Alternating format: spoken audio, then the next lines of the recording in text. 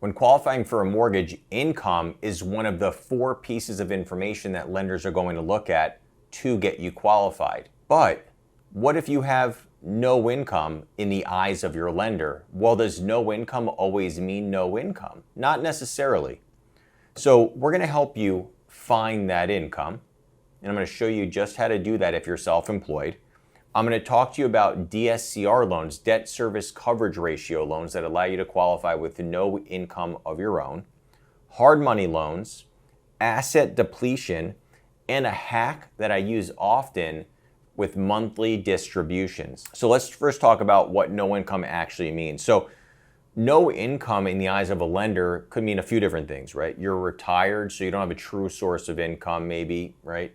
You're getting money from retirement. Right? It's technically income, but it's not from a traditional source of employment, right? So they might say, oh, you're not employed. And I think they confuse that sometimes. You're between jobs and you're waiting to start your new job, but you have an offer letter for that new job that references a start date, a position, and a rate of pay. Well, that can be used, but a lot of lenders forget to ask the questions of, do you have a new job lined up, and do you have an offer letter for that job with the pertinent information that an underwriter needs on the lender side to help you qualify for a mortgage. They strictly hear that you're out of work or between jobs, and they don't proceed at that point.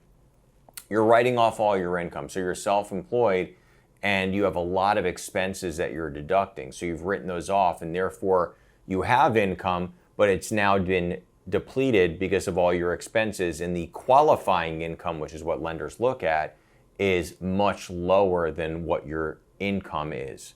And maybe you're opening a new business and that can't be used for qualifying yet because you haven't had it for at least 1 full year on tax returns. Right? Rule of thumb is typically 2 years when you're self-employed, but there are ways to work around that. Or you're self-employed and you have one-time expenses in that particular year. Maybe you have something that had to be paid for to get your business started. That's a one-time occurrence, which is affecting the bottom line or your taxable income that can be used for qualifying. Or as I said, you have less than 2 years of self-employment, which a lot of lenders will automatically say, hey, you're not eligible if you're self-employed with less than 2 years. But that's simply just not the case. So let's talk about finding the income, right? Self-employed add backs. Well, what is an add back? An add back is something on the tax return that we can put back into your income or add it back. It's really as simple as it sounds. These are things like business miles, right? We can take the number, if you're writing off business miles, we can take the number of business miles that you drove as shown on the tax return, multiplied by the add back rate. Let's call it 25 cents per mile, right? So that means every mile that you drove, you're getting 25 cents back to your income. So 4 miles is $1 extra of income that we can add back to the year. So adding back business miles, maybe you're an Uber driver or you're a truck driver, so you're gonna have miles that you wrote off specifically for business and they have to be referenced and listed that way on the tax return. But if you have that, lenders can add that back into your income to help boost what's used for qualifying. You might have depreciation or depletion, right? Maybe you own a bunch of equipment, vehicles, right? I've done loans for people that have lawn service and they own a bunch of vehicles for their lawn company. Well, we know that vehicles depreciate in value, but depreciation is not a real expense. You didn't pay depreciation, but you wrote it off, right? Depreciation is a paper expense or a paper loss. And so lenders can take any depreciation and add that back to your taxable income. And now that depreciation has increased the income that can be used for qualifying for a mortgage. Now, let's also talk about Dscr loans. Let's say that you don't have the option to qualify as a self-employed borrower. There's just too many things written off. You're just not showing enough income. It's not even an option. Well, we can look at Dscr loans. Now, these are often offered on investment properties. I know we offer it on a primary residence as well, but let's focus on investment for right now. A Dscr loan. Dscr stands for debt service coverage ratio, right? What it means is that the rental income from the property needs to be able to cover the expense or the cost of that property. And by cost, I'm referencing the housing expense, which is the mortgage, which is comprised of principal and interest. And then you have taxes and insurance on that property, potentially an HOA fee, if it's in a community that has a homeowners association or it's a condominium that has a condo fee. Whatever the market rent is for that property, it needs to be equal to or greater than whatever that debt is. So if you have a property that has a $3,000 per month debt or payment, the rent should be $3,000 or more per month. And if that's the case, it's a wash, and you would be eligible to finance that property using this type of mortgage. Now, there are DSCR loans that have no ratio, and that's going to require you to put even more money down. But let's just focus primarily on the fact that it should be 1-to-1. For every dollar of expense, you should have $1 of rent. That's a wash, and that's where a DSCR loan would come into play. We do not look at income or employment at all. You can be unemployed and qualify for a DSCR loan, assuming you have the money for the down payment and you meet the credit requirements. That's it. It's really that simple. So it's a great option for someone who can't verify their income, or maybe they don't want to, right? Maybe you have multiple properties or multiple businesses, and it's more of a headache for you to provide all of the documentation to go along with those things than it is to just say, you know what, I'll just do a DSCR loan. I'm okay taking a little bit higher interest rate that comes with these types of loans to not have the headache of dealing with trying to qualify for a traditional mortgage. So it becomes a good option in those instances as well. Maybe you don't have that option though. Maybe you're not buying an investment property, right? Well, you might want to look at a hard money loan. A hard money loan is a loan from an individual or a private entity that is lending you money based on things other than your income or your employment. Those aren't looked at all, just like a DSCR loan. They don't even consider that. They actually don't even consider your credit. What they're going to lend based on is they're going to be lending based on the equity in the property you're buying. It's strictly based on that property. It's going to require a larger down payment. They typically come with higher upfront costs, higher interest rates. They're going to be shorter terms, most often balloon mortgages, meaning that you might be paying based on a 30-year payment, but you might have to pay the entire balance within 3 years. That's called a balloon, when the balance is due in less than the length of the term that you're paying on, right?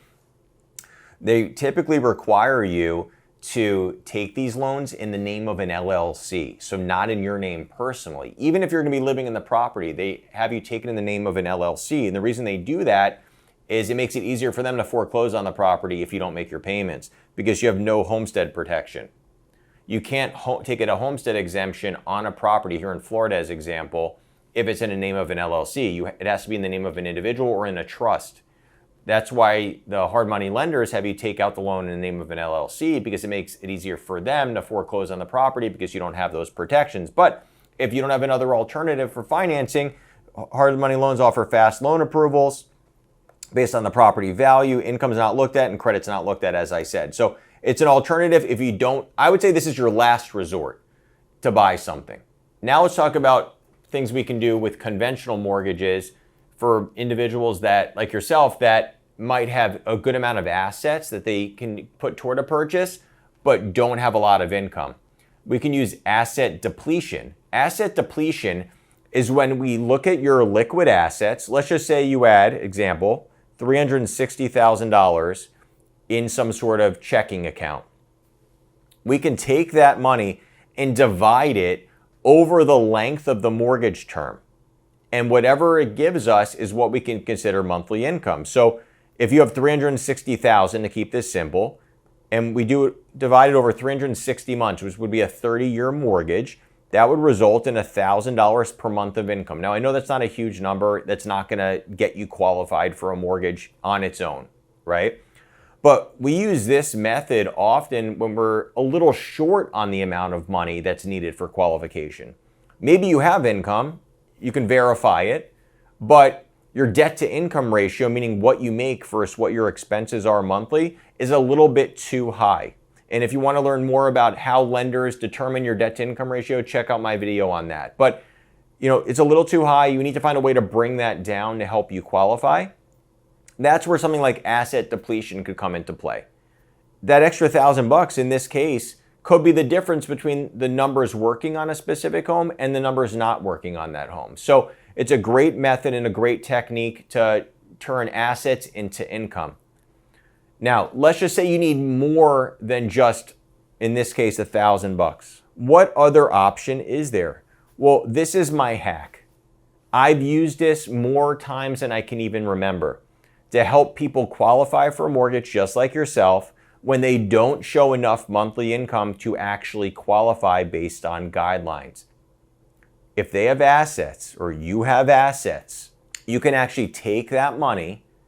I'll give you a simple example and I'll tell you where else it can come from. But in this, you can set up a trust. You would be the beneficiary of the trust, right? You're the person who's going to benefit and receive money from that trust.